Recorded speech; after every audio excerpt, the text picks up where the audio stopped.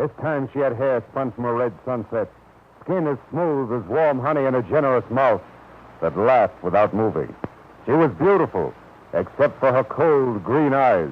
From the pen of Raymond Chandler, outstanding author of crime fiction, comes his most famous character in The Adventures of Phillip Marlowe.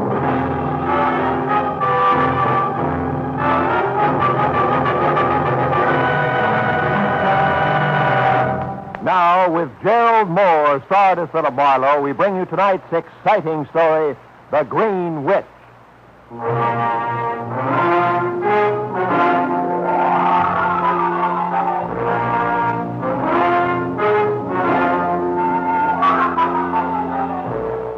Once upon a time, Halloween had been a day and a night on which mortal man had tiptoed over the face of the earth, holding cold hands with fear and starting at each new shadow which the harvest moon cast.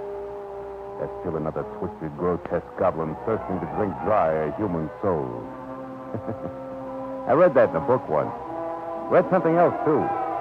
The Vigil of Hallowmass, as a genuine spook show, had definitely started downhill with the Romans, as did almost everything else.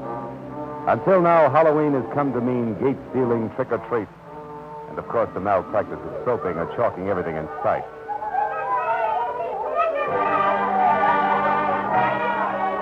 So today, unless you're really on your toes or under 12, and I'm neither, the 31st day of October, 1949, could easily have appeared as just that and no more, until a worried man named John Bishop entered my office.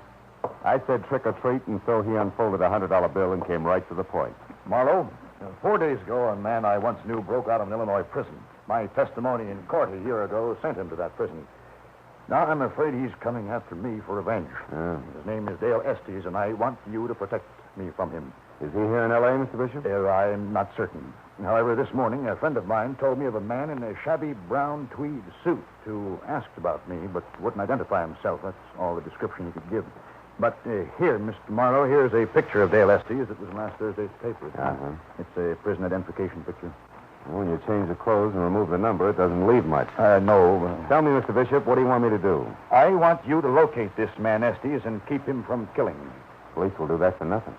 Nothing, plus a lot of noisy publicity, and I don't want. Because in the first place, it won't help my real estate business any, and also It's somebody you'd rather not have worrying about you, maybe. Yes. Madeline Hughes, my fiancée. Please, Mr. Marlowe, will you try to find Estes at once? As soon as possible, before tonight. Why? What happens then? Our masquerade, the Pacific Palisades Country Club. It's a lonely spot out there. Well, why go to the masquerade? Because if I didn't, Madeline would know there was something wrong. She'd worry, and I'd defeat my purpose. Now, Mr. Marlowe, all I can give you to go on are three things. First, Dale Estes was once an able-bodied seaman. Second, he likes Spanish food. He could eat it 3 times a day. And third, he'd gladly give up both to watch a prize fight. He'll kill me, Mr. Marlowe. I know he will.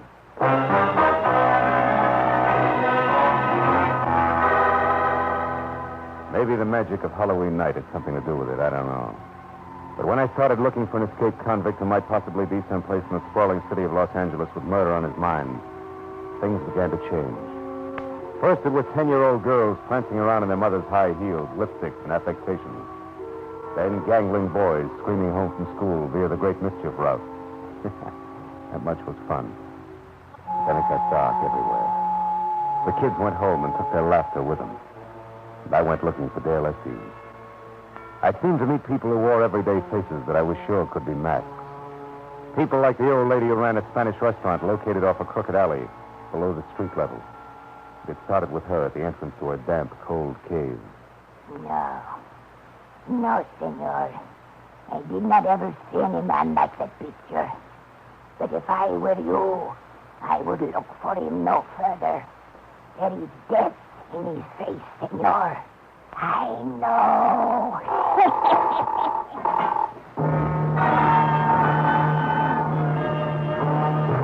There it got worse until in my imagination even the scarred, brute face on the sweating hulk in the distant dusky corner of the third gymnasium I tried seemed to belong less to a 20th century man and more to a prehistoric brute out of some dark, long-ago jungle. Nobody like that ain't been watching me today. Nobody ain't been watching me at all for as long as I can remember.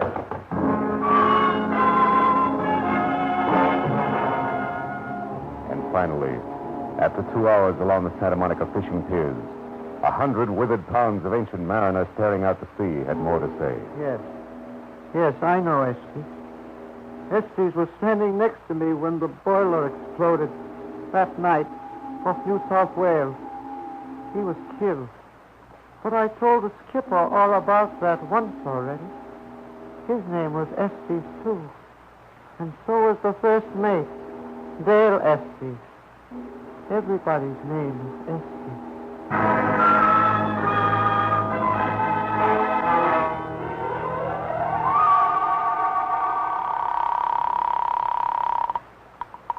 Hello?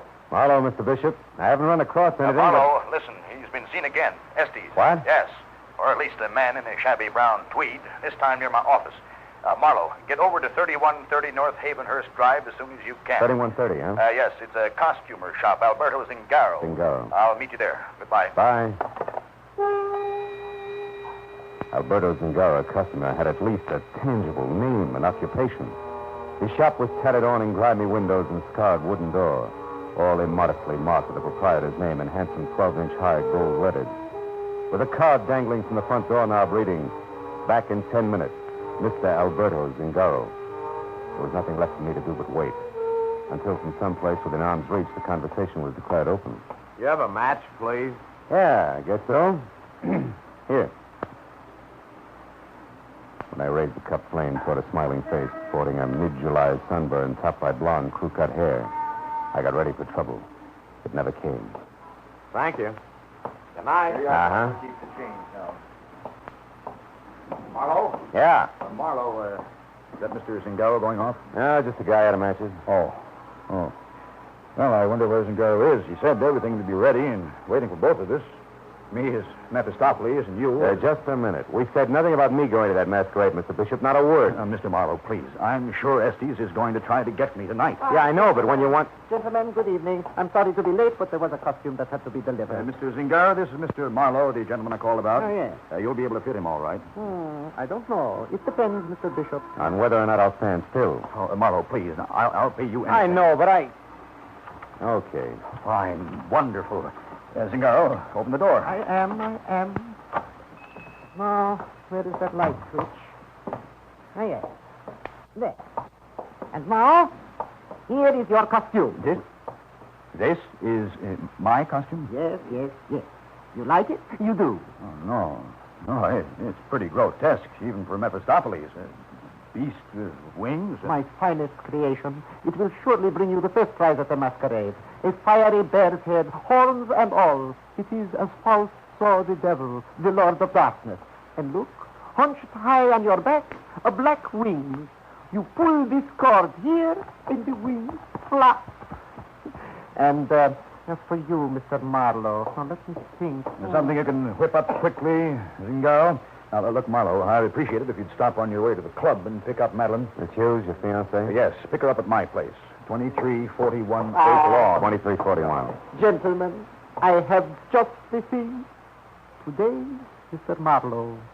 Tonight, Count Alessandro Cagliostro, 18th century impostor, criminal, and lover par excellence. That's me.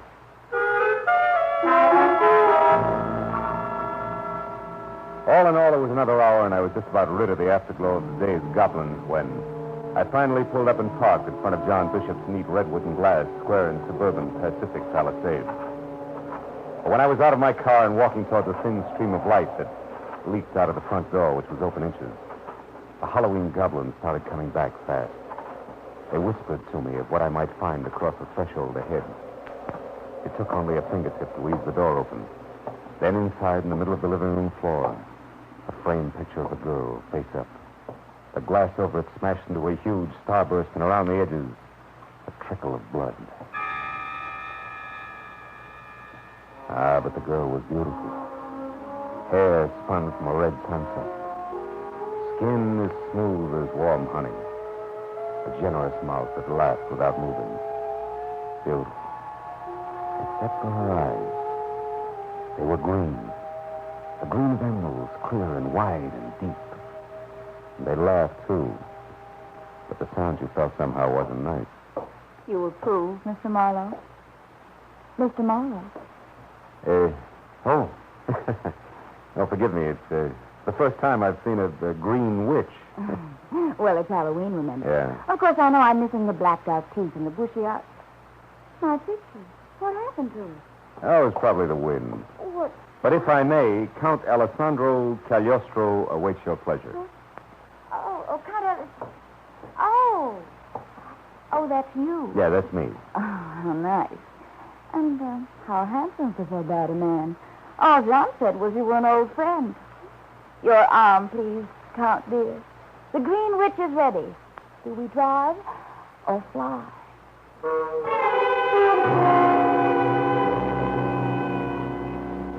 Satan himself couldn't have done a better job in the West Palisades Country Club. The building, which was long and pasted too close to the edge of the cliff that plummeted 200 abrupt feet to the churning sea below, was flooded in a thickly green light, while skeletons in the trees, hanging in the restless wind by their narrow necks, danced a shadowy jig to the accompaniment of the crashing surf. A long, narrow path which ran along the cliff's edge leading to the country club entrance was labeled Dead Man's Walk, and every 50 feet a life-size dummy of an infamous man perched on the balustrade and stared blindly out to sea. Somehow, you couldn't quite laugh. However, inside, life was more pleasant. The lights were brighter, the costumes 5 parts fun to each part fear, and Madeline was a little prettier than possible. And when she marched me up to a grande dame who was dressed as Marie Antoinette, but who was wide enough to have also passed for 4 of the ladies in waiting, I couldn't make my eyes let go. Oh, Mr. Marlowe, Your Excellency. As a lady of the reception committee, I welcome you to our club. I said I welcome you to our club. Excuse me. I mean, thank you. I'm sorry. I was looking for a friend, a beast with wings. Oh, that one. John's over there near the punch bowl. Has been ever since he got here. Oh. Over there, a giant-sized rum bottle for a costume. Quite appropriate, my dear. The only demon the gentleman on the inside knows is rum, believe me. And if it only... Oh, pardon me, newcomers. No wonder Marie Antoinette was executed. Hey, look. Still that man in armor, the one with the hump on his back, heading for the veranda. He's there, too. Uh-huh. The gentleman's the notorious Duke of Gloucester. Historical hue. He looks perfectly ridiculous with that beach boy complexion. Yeah. And crew cut. Madeline, you haven't powdered your nose yet, huh? But it doesn't need it. Oh, yes, it does. Honest, honey, besides, I need a breath of fresh air. I feel faint. All around the town. If I fall down and break my crown, I'll bet I'll never spill a drop. It doesn't rhyme. No. Hello. How are you? It is not. I just fell down and broke my crown. But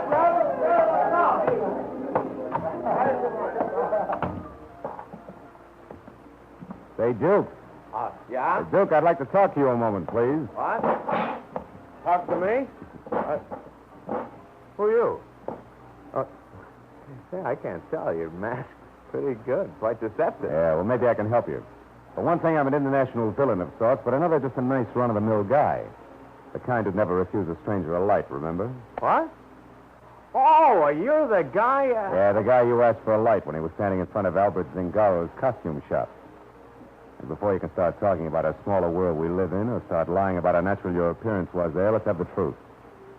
Come on, Tin Pants. Was it because of Dale Estes? Dale Estes? You slipped. All right. What's the difference? Yes, it was because of Estes. I know that he's an escaped convict. I also know he's the one way I can get Madeline away from that worthless Mr., shall I say, Bishop? Or would you prefer the full name, John Estes? Bishop and Estes are related? Yeah, like in brothers. Oh. Thanks, Duke. I'm much obliged. Hold on. Where do you think you're going? Keep your hands off, Iron Man. Your face is hanging out, you know. You'll not interfere. Not if I have... Get your hands off!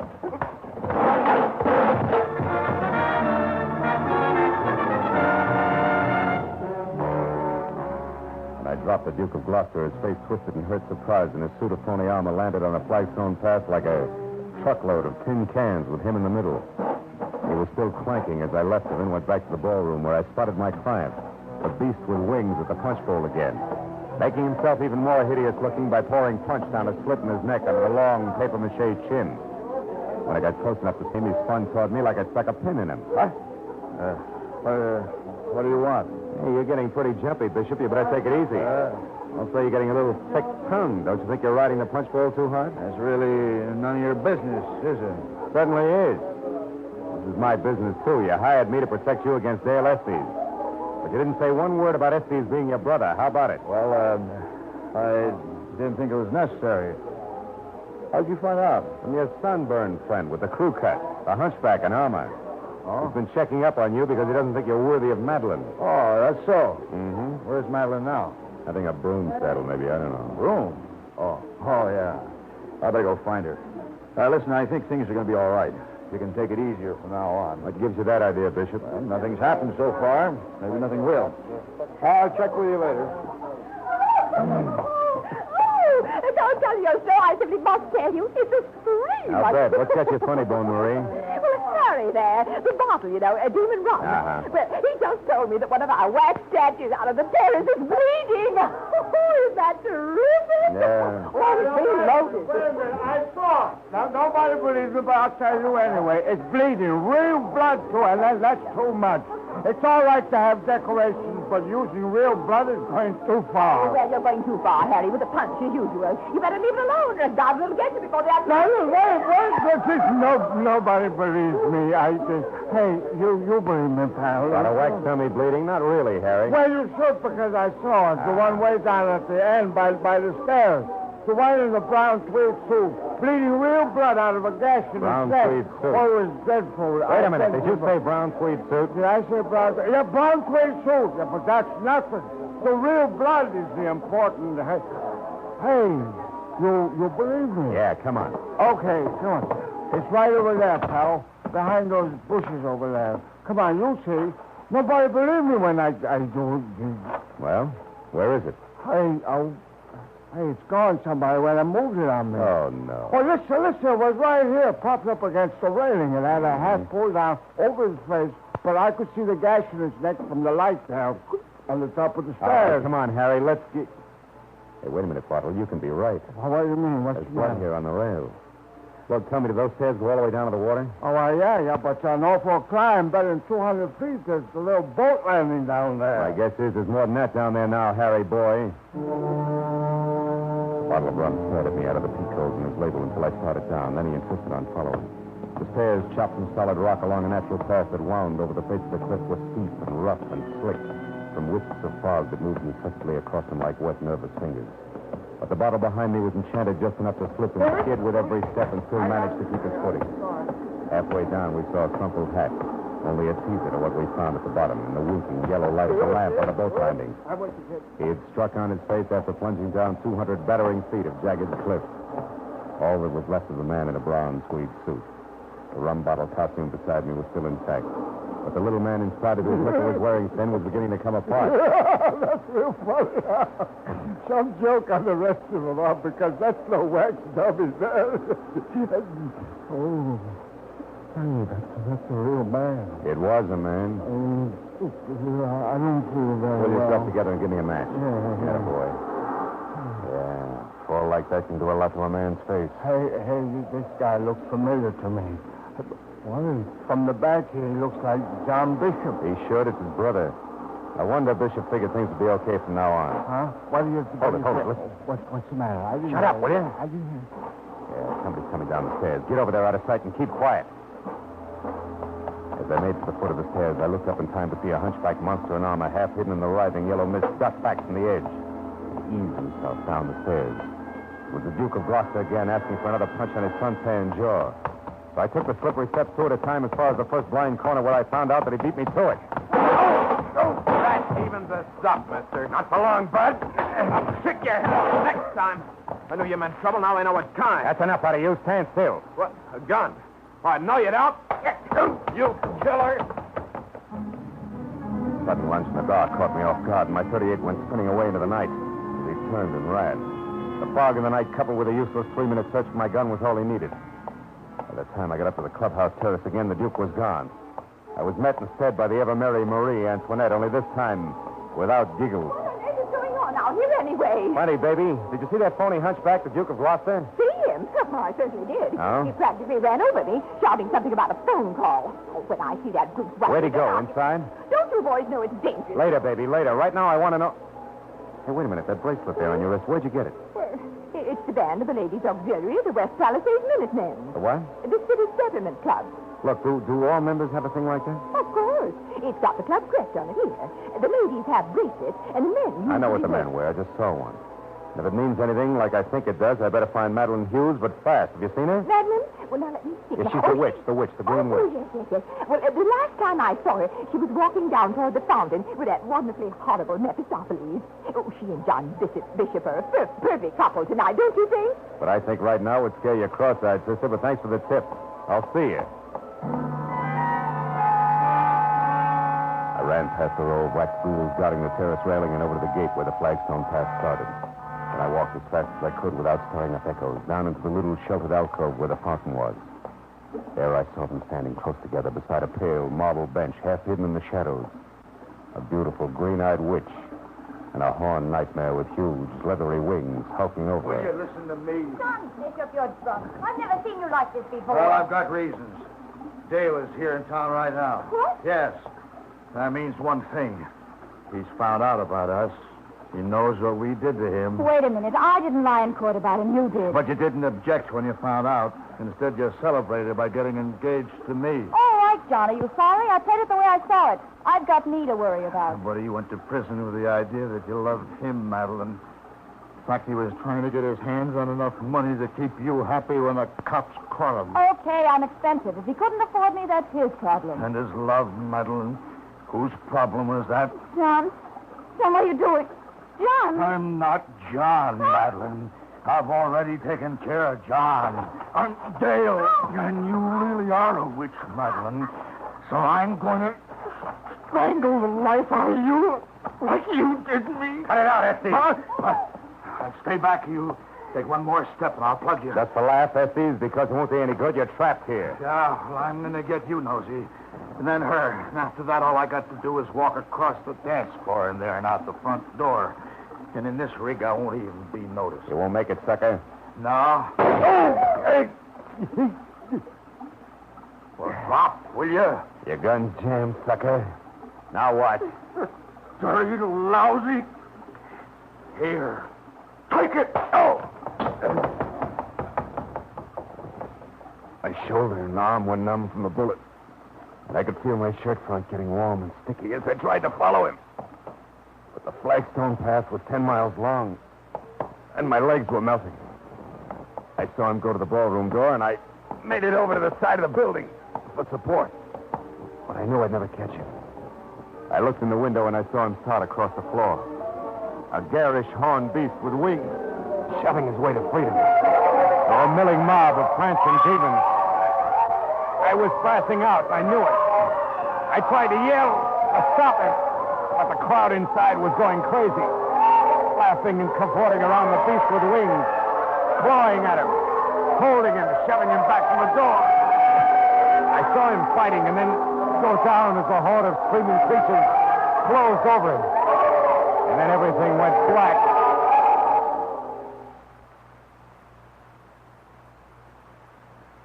Marlowe? Marlowe? Are you awake, Marlowe? I won't stay long. I just want to thank you for saving Madeline's life. Oh, Duke of Gloucester, huh? Well, I'm really just Bruce Wiley. The doctor said... Doctor, what is this? Where am I? Santa Monica Hospital, Marlowe. You were shot, remember? 4 hours ago at the Halloween party? Oh, yeah. Dale Estes. He got away, huh? Got away? No, he didn't. I just came from police headquarters where Estes confessed. Want me to tell you about it? Yeah. As far as I'm concerned, I dreamed it. Well, Estes killed his brother, John Bishop, out in the terrace before the dance He began. traded his brown tweed suit for Bishop's Mephistopheles costume so he could move around inside. Yeah, that's right. Almost was caught there by little Harry, the rum bottle, remember? Mm-hmm. But when the coast was clear, Estes threw the body over the cliff and went in to dance in Bishop's Mephistopheles costume. Find Madeline, yeah. Now, look, I know this already, but after he shot me, it was a cinch to escape. That's where it gets fuzzy. What happened then? Brother, as handsome a piece of irony as I've ever seen. The Mephistopheles costume that Bishop wore... Don't tell me. Yeah. won first prize. That's all. The crowd wouldn't let Estes leave until he received the award and unmasked. Oh, it's quite a scene. Police I called when I thought you were a killer showed up to take him away. Then we found you and Madeline out on the terrace and brought you here. And a happy Halloween to you, too. How's Madeline? Fine, thanks to your efforts. She's waiting outside now. I'll send her in, huh?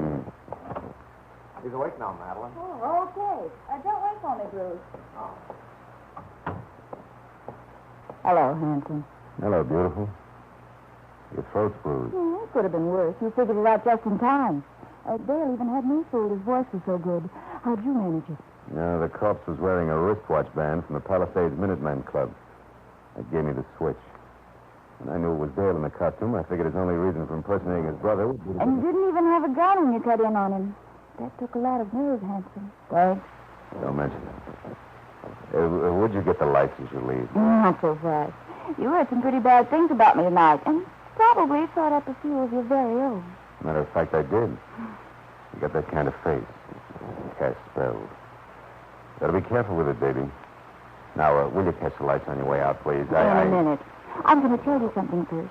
I've been sent scared into me tonight, and I've been thinking things are going to be different from now on. Yeah? Who's next, Bruce Wiley? I haven't decided. But whoever he is, Marlowe, he'll be the only one, and he'll know exactly where he's headed. Does that help? I'll have to see it happen first, baby. Okay. I'm going away for a while, but I'll be back. Watch for me next Halloween, handsome. Yeah, would you I'll catch your catch lights? the lights on the way out. Bye, dear.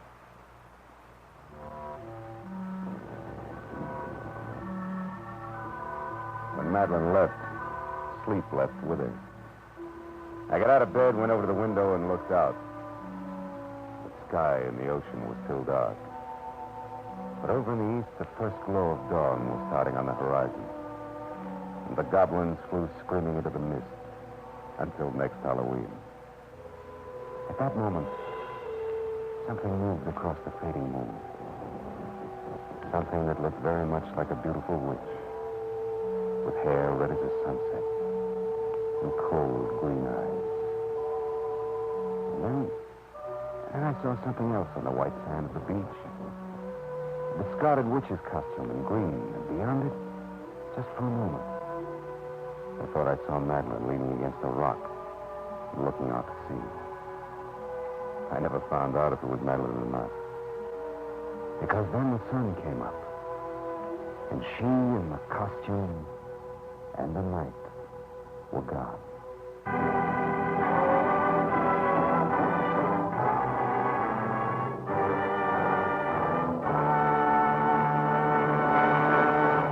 The Adventures of Phillip Marlowe, bringing you Raymond Chandler's most famous character, star Gerald Moore, and are produced and directed by Norman MacDonald. Script is by Robert Mitchell and Gene Levitt. Featured in the cast were Eve McVeigh, John Daner, Paul Frees...